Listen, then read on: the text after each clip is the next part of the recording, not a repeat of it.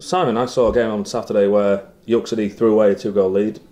The opposite happened for your team. The York City manager afterwards said it felt like a defeat for his side. Did it almost feel like a win for yours? Well, I don't know about that. I think we were a bit deflated first half because it was a poor showing from everyone involved.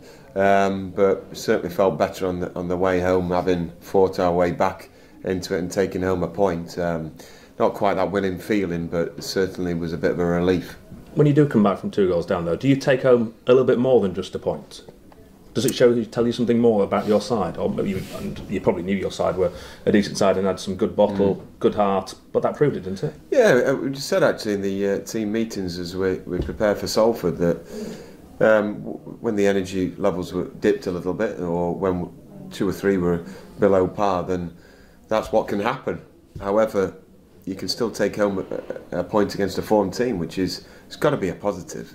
I mean, you're not going to always be at the top of your game. What you've got to do is dust yourself down at half time and try and address the situation and put it right. And I thought the commitment levels were superb. We didn't play great football by any stretch, but for every team in the land, they're not going to play at the best every single week. You just mentioned the team meetings. You just had 2 or 3 team meetings while I've been here.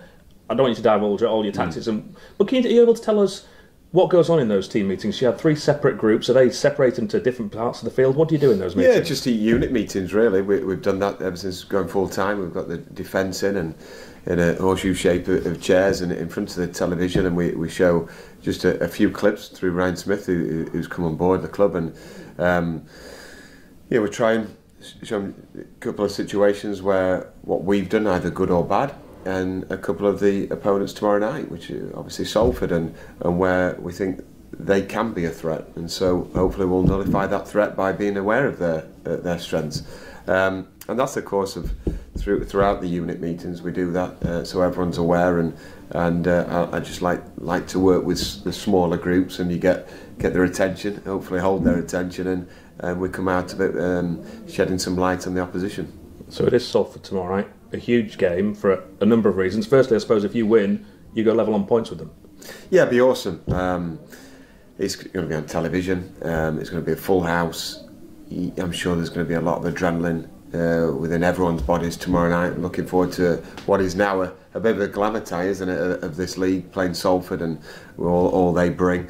But we're really looking forward to being at home again, and hopefully we can continue the good form of late and at home where we've performed really well. You know the greatest record against Salford in recent times. Does that matter at all? No, it's a new game. I think they're aware, and so are we, that we've played some good football against them. We've gifted them a few goals, and we're determined to put that right. And you mentioned it's on telly as well. How much of a spur does that give your players? Well, it's still new to us, but I think when we've had the cameras here against Hartlepool, we were outstanding. I think we've got some players who are capable of playing on the big stage and raising their levels of performance and enjoying that challenge. But I think they know that they're part of a good team, that when they perform they can really excite and surprise people about just how good this level of football can be. What more can you tell us about Salford?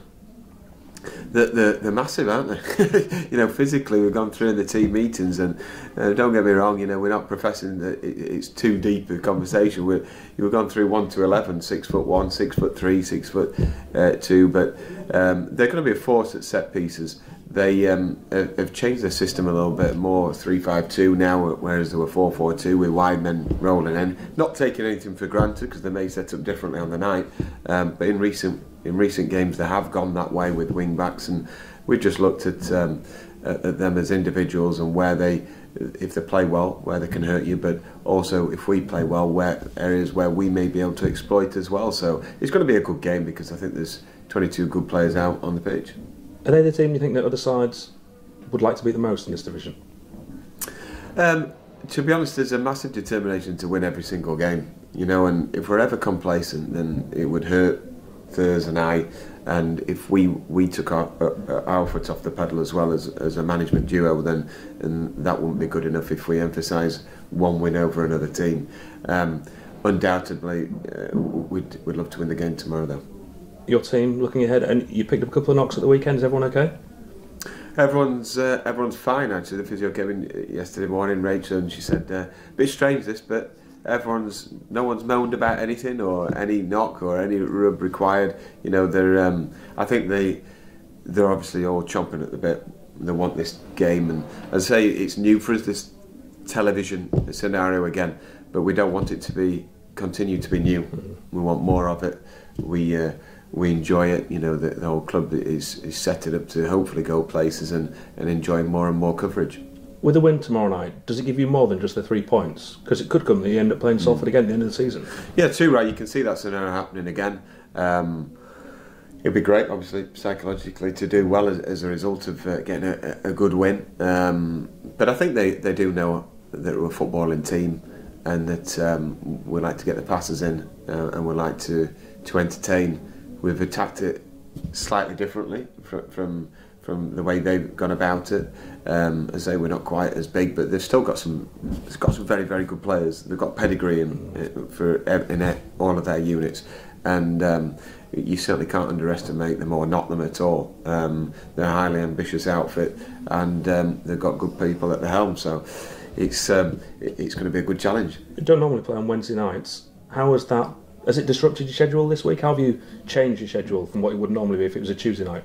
Well, normally we have Wednesday off, so hopefully the lads won't have too much downtime tomorrow. But I think actually it's a good thing. It's coming at a good time that it's a high-profile team we're playing against. It gets the adrenaline going, and we've had 24 more hours to rest and get ready for this game. So, you know, speaking to Josh Falcon, the captain, yesterday, he said, "I think it's a good thing. Another 24 hours, and we'll all be raring to go."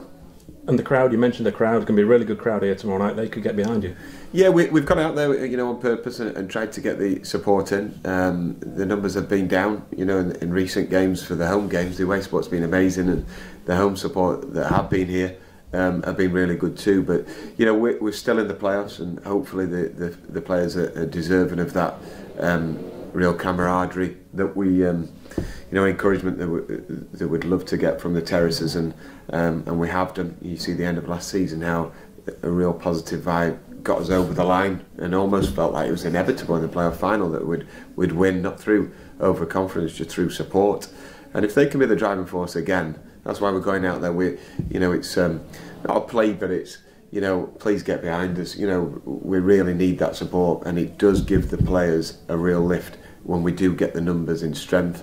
And the vocal support as well.